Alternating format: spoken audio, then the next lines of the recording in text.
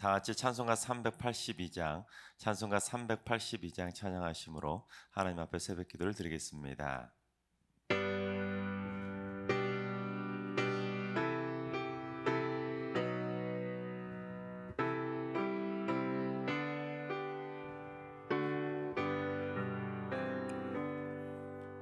너 근심 걱정 말아라. 주 너를 지키리.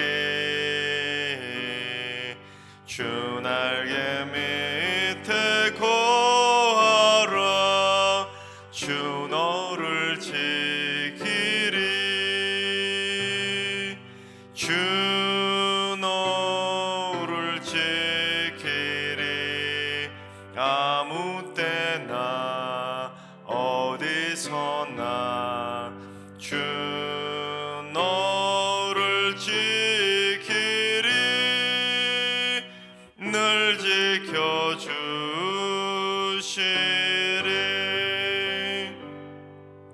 어려워 낙심될 때에 주 너를 지키리. 위험한 일을 당할 때 주 너를 지키리. 주 너를 지키리. 아무 때나 어디서나 주 너를 지키리. 늘 지켜주시리.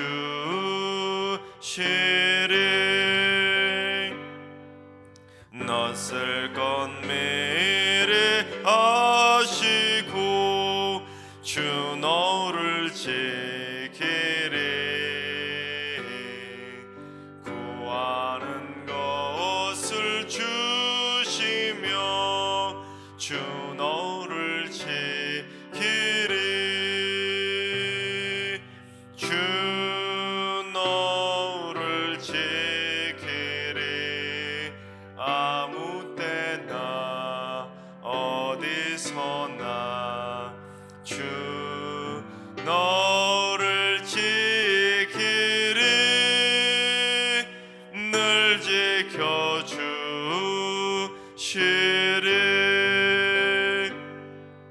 어려운 시험 당해도 주 너를 지키리.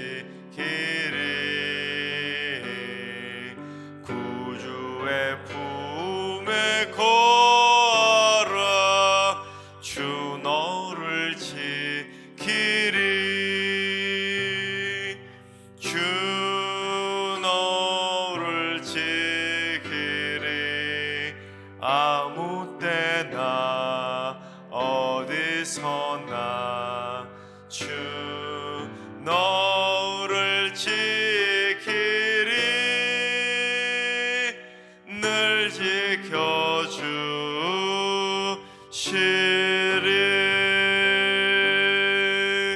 아멘.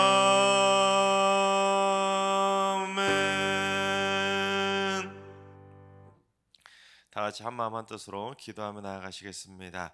오늘 기도하실 때는 주님, 이 땅의 의료진들을 위해서 기도합니다. 코로나 장기화로 인해 지쳐있는 우리 방역 담당 의료진들에게 특별히 새 힘을 공급해 주시고 절대로 감염되지 않도록 그들을 지켜주옵소서. 또한 의료진들이 생명을 사랑하는 의술로 무장하게 하시고 의료사고가 나지 않도록 수술과 모든 치료 과정들을 지켜주시고 동행해 주시옵소서. 특별히 우리 승리교회 성도들이 치료받는 과정 가운데 절대로 의료사고가 나지 않도록 우리 성도님들의 모든 치료 과정들을 눈동자처럼 지켜주시옵소서. 우리 의료진들을 위해서 우리 성도님들이 치료받는 과정 가운데 사고 나지 않도록 주님 지켜달라고 기도해 주시기 바랍니다. 두 번째는 주님, 재정 지체를 위해서 기도합니다. 물질을 취급함에 있어 시험에 들지 않게 하시고 탐욕에 틈타지 못하게 하시며 하나님 나라의 국가를 책임지는 거룩한 사명감을 갖게 하여 주옵소서. 헛돈이 나가지 않도록 방파제 역할을 하게 하시고 꼭 필요한 곳에는 신속하게 쓰일 수 있도록 마중물 역할을 하는 재정지체가 되게 하여 주옵소서. 우리 재정지체를 위해서 기도해 주시기 바랍니다. 세 번째는 주님, 승리교회 교육자들에게 목회 사역의 열심이 날마다 뜨거워지게 하여 주옵소서. 목양 일념의 사명감이 절대로 변치 않게 하시고 교회와 성도를 사랑하는 그 마음을 가지고 진실하게 섬기게 하시고 말씀과 기도의 능력으로 역사해 주셔서 성도들을 바라는 항구로 잘 인도하는 선한 목자들이 되게 하여 주옵소서. 우리 승리교회 목회자들을 위해서 기도해 주시기 바랍니다. 이 시간 세 가지 기도 제목으로 3분 정도 통성으로 기도하며 나아가시겠습니다. 다 같이 기도합니다.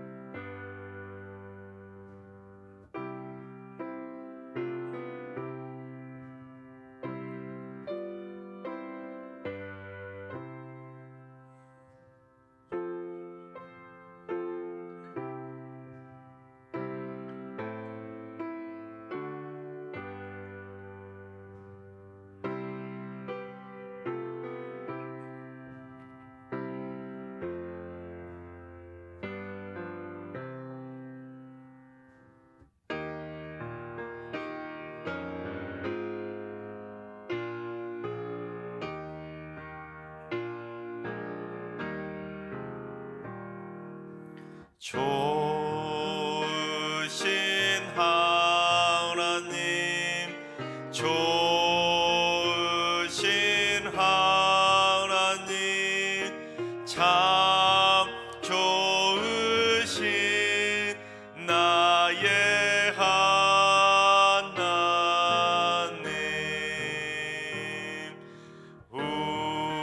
우리의 기도를 응답해 주시는 참 좋으신 나의 하나님,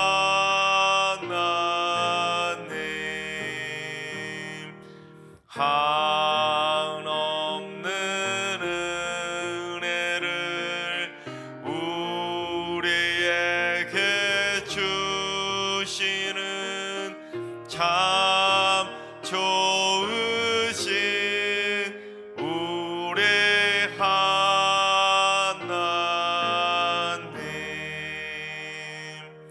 아멘. 참 좋으신 하나님께서 오늘 이 새벽에 주시는 말씀은 신명기 21장의 말씀입니다. 다 같이 드라마 바이블로 봉독하겠습니다. 제 21장. 내 하나님 여호와께서 내게 주어 차지하게 하신 땅에서 피살된 시체가 들에 엎드러진 것을 발견하고 그 쳐죽인 자가 누구인지 알지 못하거든 너희의 장로들과 재판장들은 나가서 그 피살된 곳의 사방에 있는 성읍의 원근을 잴 것이요, 그 피살된 곳에서 제일 가까운 성읍의 장로들이 그 성읍에서 아직 부리지 아니하고 멍에를 매지 아니한 암송아지를 취하여 그 성읍의 장로들이 물이 항상 흐르고 갈지도 않고 씨를 뿌린 일도 없는 골짜기로 그 송아지를 끌고 가서 그 골짜기에서 그 송아지의 목을 꺾을 것이요, 레위 자손 제사장들도 그리로 갈지니 그들은 네 하나님 여호와께서 택하사 자기를 섬기게 하시며 또 여호와의 이름으로 축복하게 하신 자라. 모든 소송과 모든 투쟁이 그들의 말대로 판결될 것이니라. 그 피살된 곳에서 제일 가까운 성읍의 모든 장로들은 그 골짜기에서 목을 꺾은 암송아지 위에 손을 씻으며 말하기를 우리의 손이 이 피를 흘리지 아니하였고 우리의 눈이 이것을 보지도 못하였나이다. 여호와여, 주께서 속량하신 주의 백성 이스라엘을 사하시고 무죄한 피를 주의 백성 이스라엘 중에 머물러 두지 마옵소서 하면 그 피 흘린 죄가 사함을 받으리니 너는 이와 같이 여호와께서 보시기에 정직한 일을 행하여 무죄한 자의 피 흘린 죄를 너희 중에서 제할지니라. 네가 나가서 적군과 싸울 때에 내 하나님 여호와께서 그들을 네 손에 넘기심으로 네가 그들을 사로잡은 후에 네가 만일 그 포로 중에 아리따운 여자를 보고 그에게 연연하여 아내를 삼고자 하거든 그를 네 집으로 데려갈 것이요 그는 그 머리를 밀고 손톱을 베고 또 포로의 의복을 벗고 네 집에 살며 그 부모를 위하여 한 달 동안 애곡한 후에 네가 그에게로 들어가서 그의 남편이 되고 그는 네 아내가 될 것이요 그 후에 네가 그를 기뻐하지 아니하거든 그의 마음대로 가게 하고 결코 돈을 받고 팔지 말지라. 내가 그를 욕보였은즉 종으로 여기지 말지니라. 어떤 사람이 두 아내를 두었는데 하나는 사랑을 받고 하나는 미움을 받다가 그 사랑을 받는 자와 미움을 받는 자가 둘 다 아들을 낳았다 하자. 그 미움을 받는 자의 아들이 장자이면 자기의 소유를 그의 아들들에게 기업으로 나누는 날에 그 사랑을 받는 자의 아들을 장자로 삼아 참장자 곧 미움을 받는 자의 아들보다 앞세우지 말고 반드시 그 미움을 받는 자의 아들을 장자로 인정하여 자기의 소유에서 그에게는 두 몫을 줄 것이니 그는 자기의 기력의 시작이라.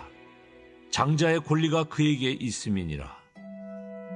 사람에게 완악하고 패역한 아들이 있어 그의 아버지의 말이나 그의 어머니의 말을 순종하지 아니하고 부모가 징계하여도 순종하지 아니하거든 그의 부모가 그를 끌고 성문에 이르러 그 성읍 장로들에게 나아가서 그 성읍 장로들에게 말하기를 우리의 이 자식은 완악하고 패역하여 우리 말을 듣지 아니하고 방탕하며 술에 잠긴 자라 하면 그 성읍의 모든 사람들이 그를 돌로 쳐 죽일지니 이같이 내가 너희 중에서 악을 제하라. 그리하면 온 이스라엘이 듣고 두려워하리라. 사람이 만일 죽을 죄를 범함으로 내가 그를 죽여 나무 위에 달거든 그 시체를 나무 위에 밤새도록 두지 말고 그날에 장사하여 내 하나님 여호와께서 내게 기업으로 주시는 땅을 더럽히지 말라. 나무에 달린 자는 하나님께 저주를 받았음이니라. 아멘. 할렐루야. 하나님께서 오늘도 새날을 선물로 주셨습니다. 오늘 하루도 주님과 동행하면서 믿음으로 담대하게 승리하는 행복한 하루가 되시기를 주님의 이름으로 축원합니다. 올해 초에 사극 드라마 태종 이방원이라는 사극 드라마를 촬영하는데 말에서 떨어지는 낙마신을 촬영하다가 말을 강제로 앞으로 넘어뜨리겠다고 합니다. 그러다가 말이 앞으로 넘어지면 사람은 넘어지면서 손으로 이렇게 짚을 수 있지만 말은 앞으로 넘어지면 짚을 수 없지 않습니까? 그래서 말이 앞으로 넘어지면서 꼬꾸라지다가 목뼈가 부러져서 죽는 사고가 발생하게 됩니다. 이 말의 이름이 카라라고 하는 말이었는데 경주마로 쭉 달리다가 우리로 말하면 은퇴할 나이가 되어서 은퇴를 했음에도 불구하고 쉬지 못하고 할아버지가 우리로 말하면 할아버지임에도 불구하고 방송 촬영용으로 계속 동원되었다가 그렇게 사고를 당했다고 합니다. 그러니까 평생을 사람을 위해서 그렇게 몸을 희생하며 달리다가 마지막 순간에도 사람 때문에 목뼈가 부러져서 죽는 참 비극적인 마지막을 맞이하게 되었다는 것이죠. 이 때문에 동물 학대 논란이 벌어져서 그 제작팀이 고발까지 당했다고 하는데, 근데 오늘 말씀에도 보면 그처럼 동물의 목이 꺾이는 내용이 등장하고 있습니다. 그래서 사실 동물 보호가들이 오늘 본문의 말씀을 본다면 참 기절초풍할 내용이 담겨 있습니다. 여러분, 제가 지난번에도 잠깐 말씀드렸지만 성경의 내용은 인간의 시선으로 또한 오늘날 현대의 시선으로 바라본다면 참 잔인하거나 참 인간적으로 생각할 때는 불합리한 내용들이 많이 있는 것은 사실입니다. 하지만 성경은 그 시대의 그 사람들의 시선으로 바라봐야 되고 무엇보다도 하나님의 시선으로 바라봐야지 오늘날의 시선으로 바라보면 참 이해할 수 없는 내용들이 많다는 것입니다. 그 당시 그 사람들의 시대의 정서를 읽어야 되고 무엇보다도 하나님의 마음을 읽어야 하나님의 말씀인 성경을 제대로 이해할 수가 있다는 것입니다. 여러분, 자 그렇다면 오늘 말씀에서 어쩌다가 동물의 목이 꺾이는 내용이 등장하게 되었는지 그 내용을 한번 살펴보도록 하겠습니다. 우리 1절을 봉독해 보겠습니다. 내 하나님 여호와께서 내게 주어 차지하게 하신 땅에서 피살된 시체가 들에 엎드러진 것을 발견하고 그 쳐 죽인 자가 누구인지 알지 못하거든. 여러분 신명기서를 쭉 여러분 읽으다 보면 독특한 것을 발견할 수 있는데 특별히 살인죄에 대한 규정들이 참 많은 걸 보게 됩니다. 이곳저곳에서 계속 누구를 죽였거나 살인하거나 이러한 내용들이 많이 등장하는데 왜냐하면 그만큼 그 시대에 살인 사건이 많다는 것입니다. 특별히 여러분 그 당시에는 영구 미제 사건으로 남을 만한 끔찍한 살인 사건들도 참 많이 벌어졌다고 말할 수 있을 것입니다. 왜냐하면 그 시대에는 진정으로 누가 죽였는지 잘 찾아낼 수 있는 오늘과 같은 그 시대가 아니었기 때문입니다. 때문에 그 당시 고대 세계에서는 누가 죽였는지 알 수 없는 시대였기 때문에 대충 얼렁뚱땅 덮어버리는 경우들이 참 많았습니다. 누가 죽였는지 알면 원수라도 갖겠는데 누가 죽였는지도 모르는 그러한 미제 사건들이 참 많이 벌어졌기 때문에 당시 이방 나라 백성들은 그 이방 나라들은 죽은 사람만 억울하게 그처럼 살짝 덮어버리는 일들이 참 많았다는 것입니다. 근데 하나님께서는 그게 아니었다는 것이죠. 누가 죽였는지도 모르는 정체불명의 시체가 들판에서 그렇게 죽어 있는 것을 발견하게 되면 그냥 넘어가지 말라는 것입니다. 왜냐하면 여러분 십계명 6번째 계명이 무엇입니까? 살인하지 말라입니다. 즉 하나님께서는 십계명을 통해서까지도 사람의 생명을 귀중하게 여기시기 때문에 절대로 사람을 죽이지 말라. 그리고 누가 죽였는지도 모르는 그러한 살인 범죄가 발생하게 되면 그냥 넘어가지 말라고 말씀하고 있는 것입니다. 죽은 자의 억울함도 풀어주고 살인자에 대한 경각심도 심어주고자 하시는 것이 바로 하나님의 마음이었다는 것입니다. 그래서 하나님은 만약에 그처럼 누가 죽였는지도 모르는 시체를 발견하게 된다면 어떻게 하라고 하시는지 우리 2절을 봉독해 보겠습니다. 너희의 장로들과 재판장들은 나가서 그 피살된 곳을 사방에 있는 성읍의 원근을 잴 것이요. 장로들과 재판장들이 그 시체가 있는 들판으로 모여서는 그 시체가 있는 그곳으로부터 각 사방에 있는 성읍들로까지 거리를 한번 쭉 재보라는 것입니다. 거리를 재보고는 가장 가까운 곳에 있는 그곳에 무엇을 하라고 명령하고 있는지 우리 3절을 봉독해 보겠습니다. 그 피살된 곳에서 제일 가까운 성읍의 장로들이 그 성읍에서 아직 부리지 아니하고 멍에를 매지 아니한 암송아지를 취하여, 즉 그 시체가 발견된 그 장소에서 가장 가까운 곳에 있는 그 성읍에서 아직 부리지 않고 멍에를 매보지 않는 암송아지, 어린 암송아지 한 마리를 취하라는 것입니다. 왜 그러냐면 일단은 가장 쉽게 생각할 수 있는 이유는 그 시체하고 가장 가까운 곳에 있는 성읍에 그 사람을 죽인 살인범이 그곳에 있지 않겠습니까? 확률이 가장 높을 것이고 또한 그 시체를 죽이는 일에 가담한 공범이 그 가장 가까운 성읍에 있지 않겠습니까? 그래서 가장 가까운 성읍을 택했을 수도 있겠지만 그 당시에는 그런 원인보다는 부정함이 더 원인이었습니다. 하나님께서는 사람을 죽이는 시체를 부정하다고 여기지 않았습니까? 그처럼 그 시체가 발견된 가장 가까운 곳에 있는 성읍이 가장 부정한 곳이라고 하나님이 여기셨기에 그곳에서 아직 멍에도 매보지 않은 어린 암송아지를 취하라고 말씀을 하신 것입니다. 특별히 아직 멍에를 매보지 아니한 어린 암송아지라는 것은 흠이 없는 속죄의 제물을 뜻하는 것입니다. 즉 억울하게 죽은 사람의 소위 말하면 원한을 갚아주라는 의미로, 죄를 갚아라는 의미로 그 어린 암송아지를 취하라는 것입니다. 그리고 그 흠이 없는 암송아지를 취한 다음에는 어떻게 했는지 우리 4절을 봉독합니다. 그 성읍의 장로들이 물이 항상 흐르고 갈지도 않고 씨를 뿌린 일도 없는 골짜기로 그 송아지를 끌고 가서 그 골짜기에서 그 송아지의 목을 꺾을 것이요. 여기서 물이 항상 흐르지만 밭을 갈지도 않고 씨를 뿌린 일도 없는 골짜기로 송아지를 끌고 가라는 것은 그동안 사람의 발길이 닿지 않는 깨끗한 골짜기를 찾아서 그 송아지를 데리고 가라는 것입니다. 그리고 그 골짜기에서 그 어린 암송아지의 목을 어떻게 하라고요? 목을 꺾으라는 것입니다. 이 부분에서 이제 동물 학대 논란이 벌어질 수밖에 없겠지요. 그 송아지가 무슨 죄가 있길래 그렇게 잔인하게 목을 꺾을 수가 있느냐, 그렇게 말할 수가 있겠지만, 그처럼 하나님을 믿지 않는 현대인들의 시선으로 바라본다면 참 잔인한 장면일 수는 있습니다. 하지만 그 당시의 시각으로 바라본다면, 또한 하나님의 시각으로 바라본다면, 이 송아지의 목을 꺾는 일은 인간을 사랑하시는 하나님께서 인간의 생명을 함부로 여기는 자들에 대한 경고의 사인이었다는 것입니다.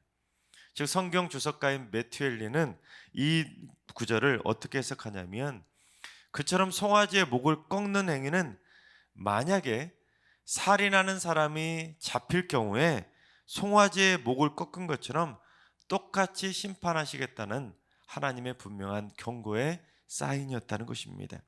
그러니까 만약에 그 시체를 죽인 살인자가 그 의식을 듣거나 직접 바라본다면 어떤 생각이 들겠습니까? 아, 나의 목도 곧 잡히면 꺾이겠구나.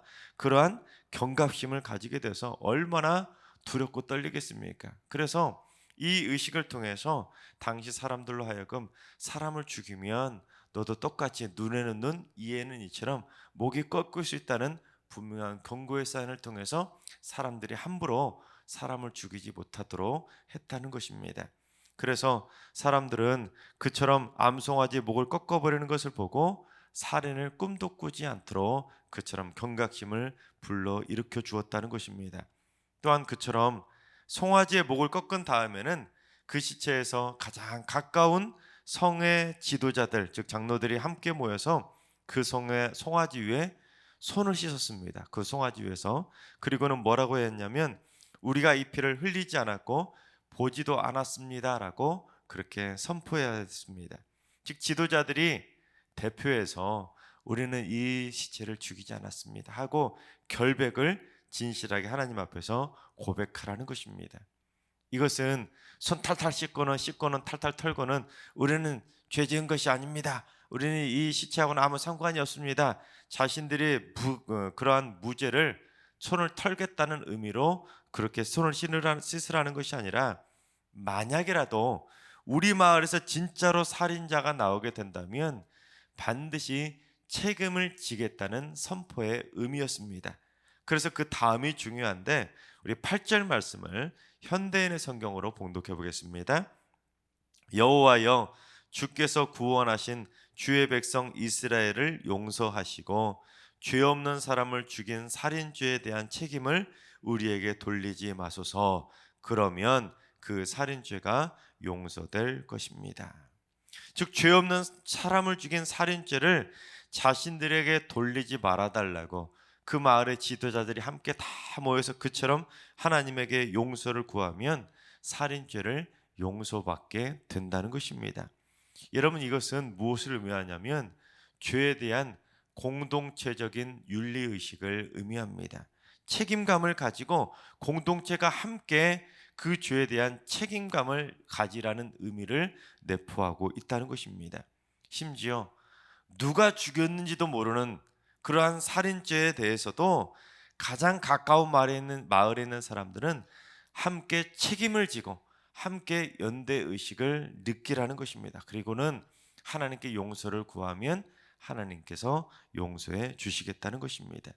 즉 사람의 소중한 생명에 대해서는 절대로 허투루 생각하지 말고 그냥 지나치지도 말고 그 억울하게 죽은 지체에 대해서 함께 책임감을 가지고 하나님께 용서를 구하는 책임감을 가지라는 것입니다.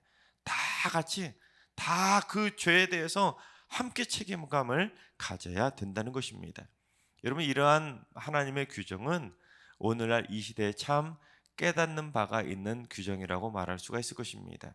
여러분 오늘날 이 시대를 포스트 모더니즘 시대라고 하는데 이 포스트 모더니즘 시대의 가장 중요한 그러한 시대의 사조는 무엇이냐면 개인주의입니다. 개인주의. 철저한 개인주의입니다. 그래서 현대인들은 남이 지은 죄는 고사하고 자신이 지은 죄조차도 책임을 지지 않으려는 뻔뻔함 속에서 살아가고 있습니다. 그리고는 자신이 지은 죄조차도 이런저런 변명을 통해서 합리화하기 일수가 바로 오늘날 이 시대의 사조입니다. 하지만 반대로 내가 싫어하는 사람들이 죄를 지으면 어떻게 하죠? 분명하게 그 사람이 지은 죄가 밝혀지지도 않았음에도 불구하고 내가 싫어하는 사람들, 나와 반대에 있는 사람들은 그냥 의심만 가도 죄로 확정해 버리고는 온갖 비난을 퍼부어 버립니다. 즉 공동체적인 책임 의식이나 윤리 의식은 사라지고 그저 내 편, 네 편 서로 편가르게 하면서 내로남불만 커져 버렸다는 것입니다.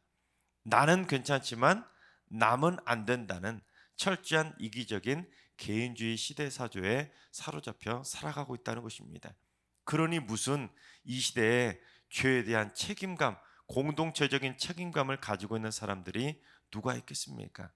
그러나 하나님께서는 우리 하나님의 백성들만큼은 철저한 공동체적인 책임의식을 가지고 살아가야 된다는 것입니다.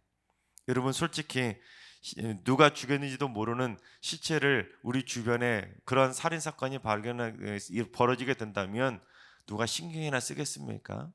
그냥 누가 죽였는지도 모르는데 뉴스에서 나오는 누가 죽였을 것이다 하는 추정만 봐도 막 댓글 보면 엄청난 악성 댓글들이 달리는 거 보지 않습니까? 그런 하나님의 백성들은 이 시대에 생명을 잇는 그러한 살인사건을 바라보면서도 우리가 하나님의 백성들답게 살지 못하기 때문에 그러한 살인사건이 우리 주변에서 벌어지는구나 하고 하나님 우리가 더 하나님의 백성답게 살겠습니다. 우리가 더 생명을 사랑하고 소중하게 여기며 살겠습니다 하는 죄에 대한 연대의식과 책임감을 가지고 살아가야 된다는 것을 말씀해주고 있는 것입니다. 하나님께서 사랑하신 여러분, 하나님은 우리가 개인주의에 빠져 사는 것을 절대로 원치 않으십니다.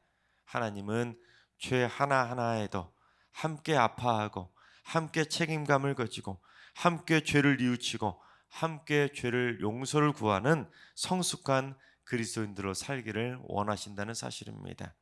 우리 승리교회 안에서도 누군가 죄를 짓는 일을 보게 된다면 서로 비난하고 손가락질하고 정죄할 것이 아니라 우리 교회 안에서 이런 일이 벌어졌구나 하고 함께 아파하고 함께 죄를 뉘우치는 책임감을 가져야 된다는 사실입니다. 바라옵게는 우리 승리교회 성도님들은 세상에 손가락질 받는 내로남불이 아니라 세상으로부터 칭찬받는 경건하고 성숙한 그리스도인들로 살아가게 되시기를 주님의 이름으로 축원합니다. 기도하겠습니다. 인간의 생명을 지극히 사랑하시는 하나님, 살인하지 말라는 분명한 경고를 하셨음에도 불구하고 지금껏 인간들은 타인의 무고한 생명을 앗아가고 있음을 고백합니다. 죄를 짓고도 심지어 살인함에도 불구하고 뻔뻔하게 감추는 자들도 늘 날로 늘어가고 있습니다. 또한 자신의 죄는 변명하거나 합리화하면서 남의 죄는 비난하는 내로남불의 사람들도 참 많아져 가고 있습니다. 주여, 승리교회 성도들에게 성숙한 윤리의식을 심어주셔서 부끄럽지 않고 칭찬받는 성숙한 그리스도인으로 살아가게 하여 주시옵소서. 개인주의적이고 이기적인 삶을 살아가지 아니하도록 인도해 주시고 공동체적인 윤리의식을 가지고 죄에 대해서 함께 아파하고 함께 용서를 구할 줄 아는 겸손하고 성숙한 신앙인들로 살게 하여 주시옵소서. 이제는 우리 주 예수 그리스도의 은혜와 하나님 아버지의 만극하신 사랑하심과 성령님의 충만하신 역사하심과 교통하심이 남을 비난하고 정죄하며 살기보다는 자신을 돌아보고 공동체적인 책임과 소임을 다하기로 다짐하는 모든 성도들과 가정과 일터와 승리교와 이 나라와의 민족 위에 이제로부터 영원까지 항상 함께 하시기를 간절히 축원하옵나이다. 아멘. 이제 주신 말씀과 오늘 여러분 개인 기도점을 가지고 충분히 기도하며 나아가시겠습니다. 오늘 기도하실 때 주님, 승리교회 성도들이 성숙한 시민 의식과 신앙관으로 무장해서 남들을 향해 함부로 비난하거나 손가락질하지 않게 하여 주옵소서. 타인의 죄에 대해서 비난하면서 우리의 거룩한 입술을 더럽히지 않도록 인도해 주시고, 올해 표어처럼 복음으로 교회를 새롭게 하고 복음으로 이웃을 이롭게 할 수 있도록 믿음으로 성숙한 본이 되는 하나님 앞에서 거룩한 그리스도인으로 살게 하여 주시옵소서. 저희들의 입술에 파수꾼을 세워주셔서 나쁜 말, 비난의 말, 정죄의 말로 저희들의 입술을 절대로 더럽히지 않게 하시고 하나님 앞에서 부끄럽지 않은 거룩한 입술로 살게 하여 주시옵소서. 오늘 하루도 환우들과 일루하신 어르신들과 우리 사랑하는 전수들 모두 오늘 하루의 삶이 주님과 동행하며 천국의 기쁨을 맛보는 축복의 날이 되게 하여 주시옵소서. 특별히 주님, 새벽 제단을 쌓는 분들이 오늘 본문에서 드려진 그 기도처럼 공동체적 회개 제단을 쌓을 수 있는 성숙한 기도의 삶을 살게 하여 주옵소서. 그래서 저들의 기도를 통해 하나님의 용서를 얻는 축복의 통로들이 되게 하여 주옵소서. 승리의 성도들이 영적 전쟁의 두려움과 걱정이 사라지게 하여 주옵소서. 언제나 하나님은 나와 함께 하신다는 믿음의 확신을 가지고 오늘의 삶의 영적 전쟁에서도 기쁨으로 승리하는 행복한 하루가 되게 하여 주옵소서. 또한 승리의 성도들이 범죄나 죄악에 연루되지 않게 하시고 이 땅에 공의와 정의를 실현하는 거룩하고 공의로운 하나님의 백성들로 살게 하여 주시옵소서. 오늘 주신 말씀과 여러분의 기도 제목을 가지고 충분히 기도하며 나아가시겠습니다. 다 같이 기도합니다.